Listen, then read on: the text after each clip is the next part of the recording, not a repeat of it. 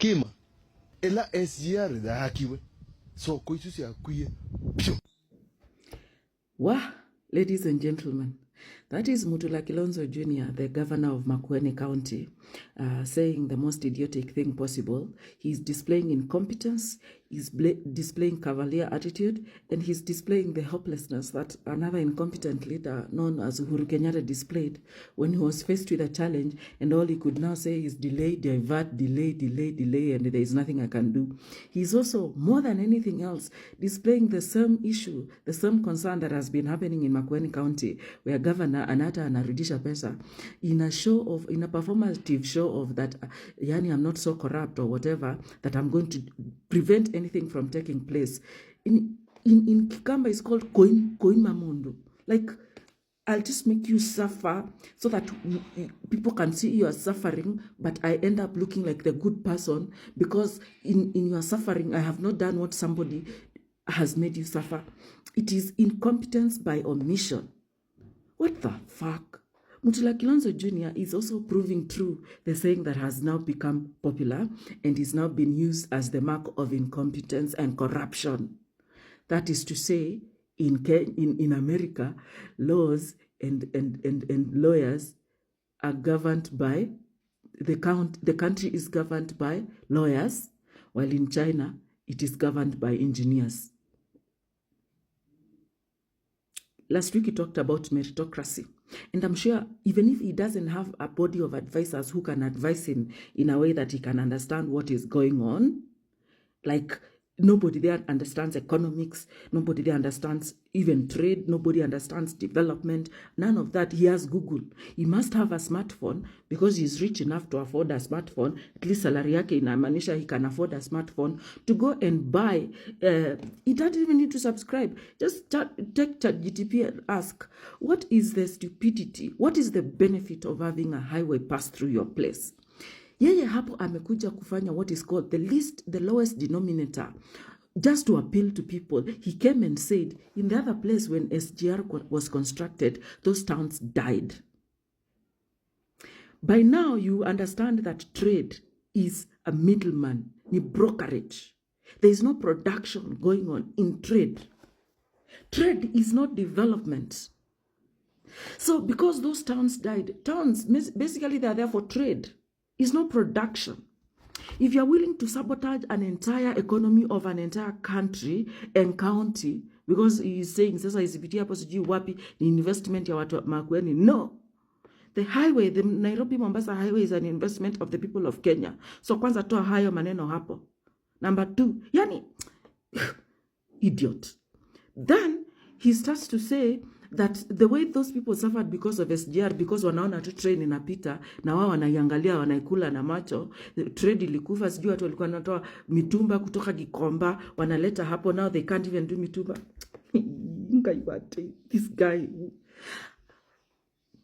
Mutula Kilonzo Jr., come here, let me educate you on economics. You are a lawyer, so this may not be your area of expertise, but how can you, even as a lawyer, you understand research. You represent all sorts of clients. When you used to be a lawyer, you knew to research and even just get basics right. Trade haitasaidia watu wako. Trade is not going to help Makueni County. It is the business, the production of trade that does that. Sahi, Makueni County is just middleman. And I know I'll keep confusing Machakos, Makueni, whatever. Poleni watu wa Makueni. I don't mean to. I have a problem with names. If you've come here, you've realized I have a problem with names. So I apologize in advance. Ni pole mno. Masitoti dini yakwa.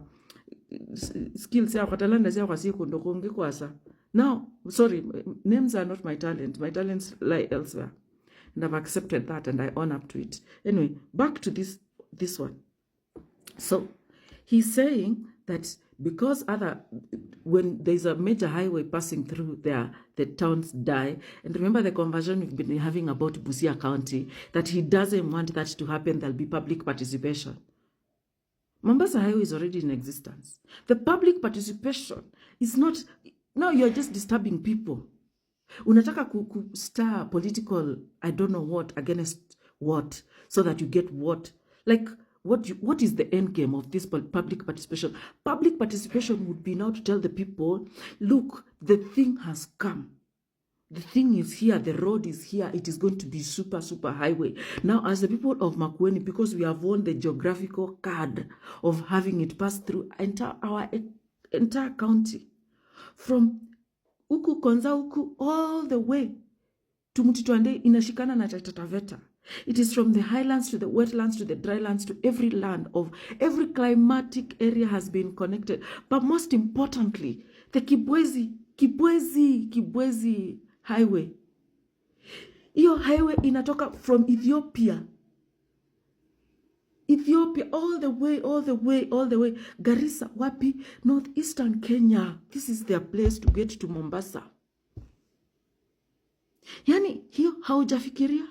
So how do you do production for trade? Because I tried that in Busia. Now let me talk here because I know the place. I can place it geographically and I can even help this guy think. Because if Google cannot work, we have brains, we can give you the information. Number one, trade is not development. Toa hiyo kwa akili, hizo soko zikuli. My bread is, I was baking. Let me go address my bread and come back. Dismiss. Actually, I can't pause because I was doing the thing for bread. Let's deal with this bread halfway. Tuone imefika wapi. So that is 30 minutes of bread. We need to turn it the other side. Somebody promised me mittens for Christmas. Still use towels. Mokate nosu. That is bread. That is bread at 30 minutes. Umeyona? Indi, you see the place at Sulikata? So we are halfway. And that is the other one.